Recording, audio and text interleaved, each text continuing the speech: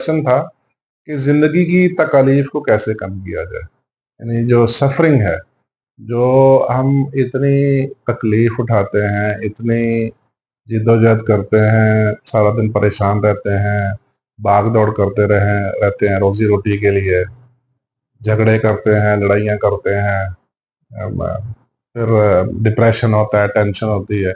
ये जितनी भी जिंदगी की जो सफरिंग है, इसको कैसे कम किया जा सकता है? देखिए, ये बड़ा अच्छा सवाल है और ये थोड़ा ना स्पिरिचुअलिटी से रिलेटेड है, रूहानियत से रिलेटेड है।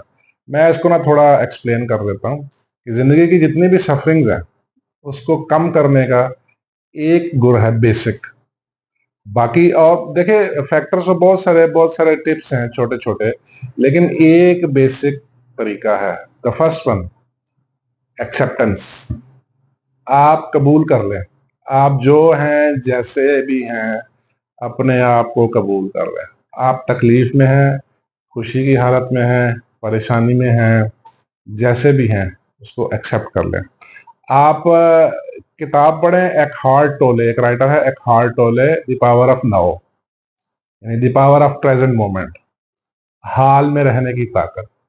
जब ये किताब आप पढ़ेंगे तो आपको थोड़ा एहसास होना शुरू हो जाएगा कि एक्सेप्टेंस की क्या वैल्यू है। एक्सेप्टेंस यानी, या ग्रेटिट्यूड कह लें, शुक्रगुजारी। क्योंकि जिसके अंदर एक्सेप्टेंस है वो ग्रेटिट्यूड वाला बंदा है, या जिसमें ग्रेटिट्यूड है वो एक्सेप्टेंस वाला आदमी है।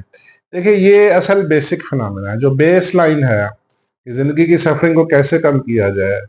उसकी जो बेस लाइन है, जो बेस फुटिंग होती है, जैसे एक कंक्रीट की बिल्डिंग है, एक बहुत 30-32 साल 35 साल 35 मंजिला जो बिल्डिंग है, उसकी एक मजबूत फुटिंग होती है, तो ये 15-20 फीट नीचे होती है, कंक्रीट फुटिंग जिसको कहते हैं। सफरिंग्स को कम करने की जो कंक्रीट फुटिंग है वो एक्सेप्टेंस और ग्रेटिट्यूड है। ये किसी तरह कोशिश करके हासिल कर ले। देखें, अल्लाह आपको बहुत ज्यादा दे, मेरी दुआ है आपके साथ, लेकिन आपके पास जितना कुछ आता जाएगा, आपकी सफरिंग्स भी बढ़ती जाएंगी। ये जुमला सब नोट कर लें। अगर कोई समझता है कि किसी के पास मुआशी ताकत, मुआशी वसाइल ज्यादा है, तो उसकी सफरिंग कम है। नहीं नहीं, ये बहुत बड़ी भूल है।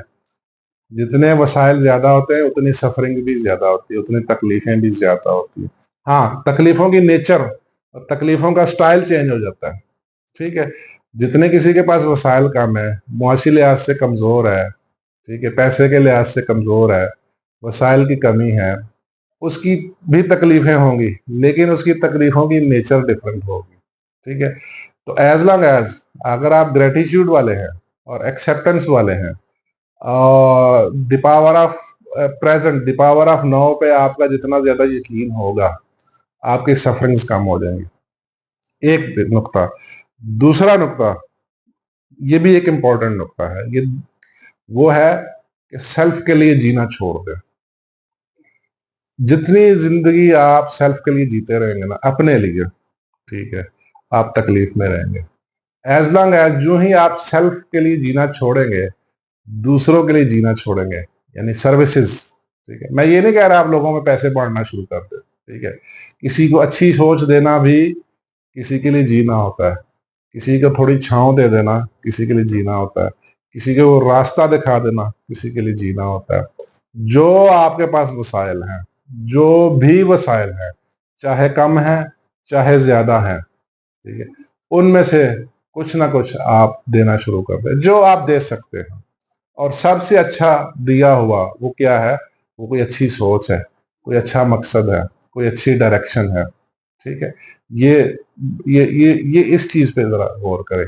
ये चीजें आपकी जिंदगी की सफरिंग्स कम करेंगी। अदरवाइज इस दुनिया में बड़े बड़े रुस्तम आए और चले गए, बड़े बड़े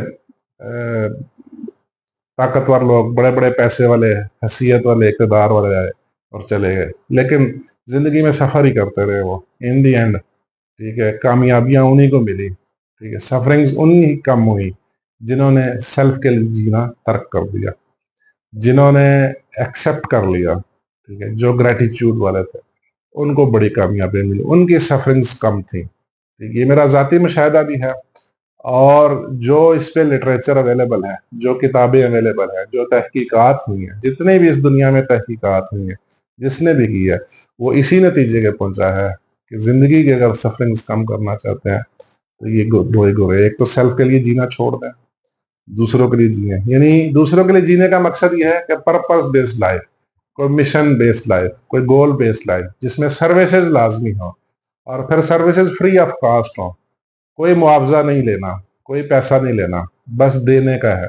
जो भी आप दे सकते, अच्छी सोच दे सकते हैं, जो भी आपके पास वसाइल है, ठीक है।